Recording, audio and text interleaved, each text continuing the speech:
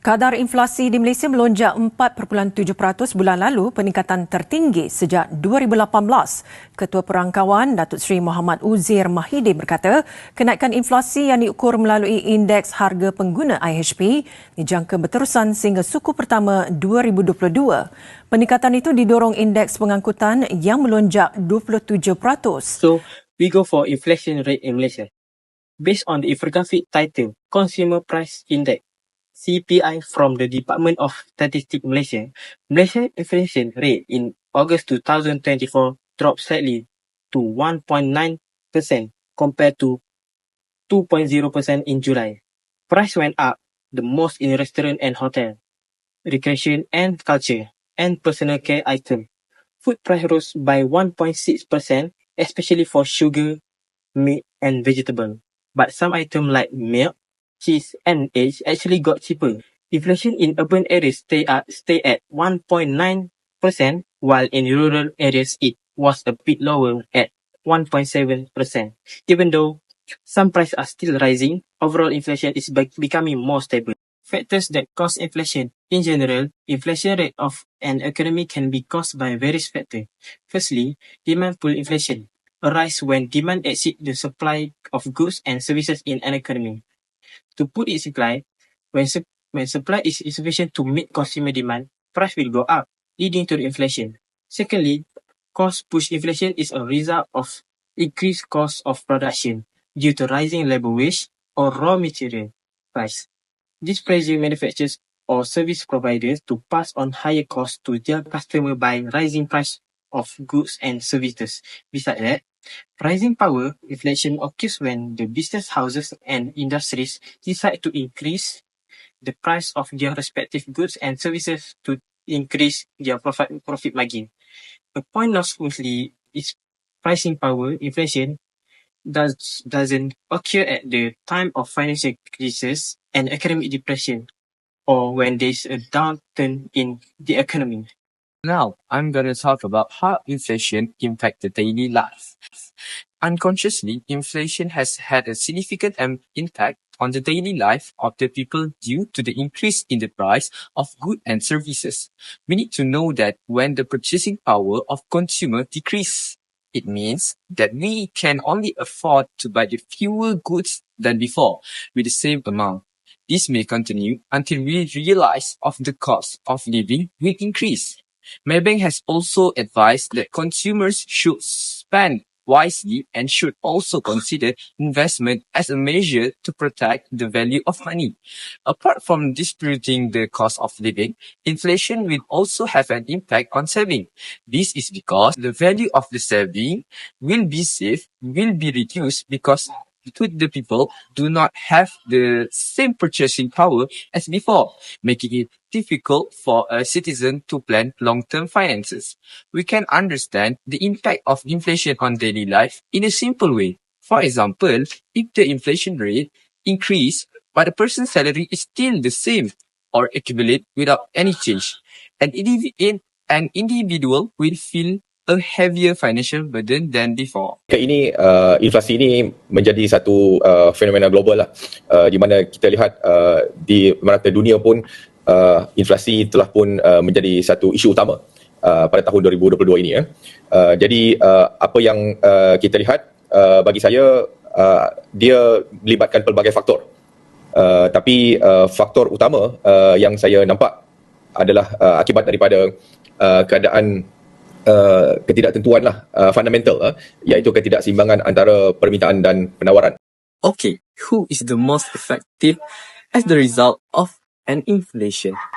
We need to know that inflation will have an unequal impact on the various groups of society in Malaysia. In general, that we think that the low-income group, namely the B40, will be the most affected because most of their income will be used for basic needs. For example, food and also transportation. But that opinion is denied because according to the Malaysian global context in 2023 to 2025, the middle income group, namely the M40, will also increasingly feel the inflation pressure due to changes in economic policies and reduced subsidies. If we categorize the problem faced by the three income group in Malaysia in order. Firstly, low income group, we call B40. Expenses in high basic necessity.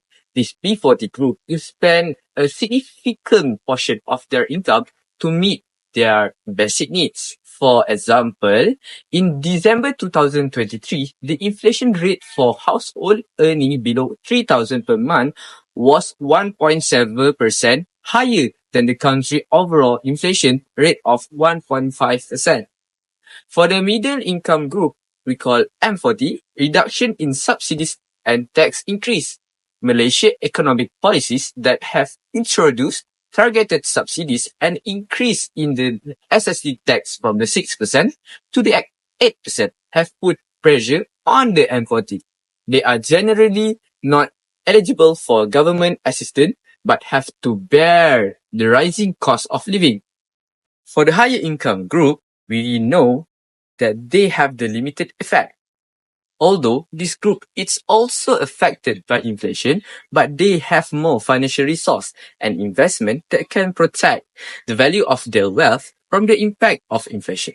Therefore, the impact of inflation on them is limited when compared to B40 and the M40. The question is how the government or central bank deals with inflation. To address the issue of inflation, BNM or Bank Negara Malaysia, the government have had their own approach. Monetary policy by Bank Negara Malaysia, BNM, has been using the overnight policy rate OPR as its main tool to control inflation. This is because from May 2023 to May 2025, BNM has taken action to maintain the OPR at 3%. This decision was made aimed at supporting economic growth while ensuring that inflation remains under control. In addition, BNM has expected inflation to remain moderate in the range of 2% to 3.5%, despite risks from subsidy rationalization and global commodity prices. In 2024, BNM has issued a statement that the current OPR level, the monetary policy stance will continue to support their economy and is consistent with the current assessment of the inflation and growth prospects. Fiscal policy by the Malaysian government. The Malaysian government has implemented several fiscal measures to control inflation. For example, rationalization of subsidies. From 2024, the government has started to reduce diesel subsidies to the stages, which is expected to save up to 4 billion per year. This saving will be channeled back as cash assistance to the low-income group. In conclusion, over the last decade, Malaysia has been on the brink of the roller coaster. We saw a significant jump in 2017 due to soaring oil price, and 2020 inflation dipped as the pandemic slowed everything down. Since then, things have picked up again with supply chain disruption and global recovery pushing price higher, which is close to touching the 5% mark at certain point. Fast forward to August 2024. Malaysia inflation rate has cooled down 1.9. Slower inflation means that prices are still increasing too. Datuk Seri Anwar Ibrahim said that government will prioritize strategies to stabilize inflation and address the rising cost of living in budget 2025. The government had retained the policy of providing subsidies for certain goods to ensure that the people would be severely affected by the inflation. However, modern economies need inflation. It drives general growth and progress. It pushes people to improve their skill, to earn higher wage, and companies will strive to be better products, cost effectiveness, and next level technologies that can help drive demand and consumer spending. I think that's all from us for topic inflation in Malaysia.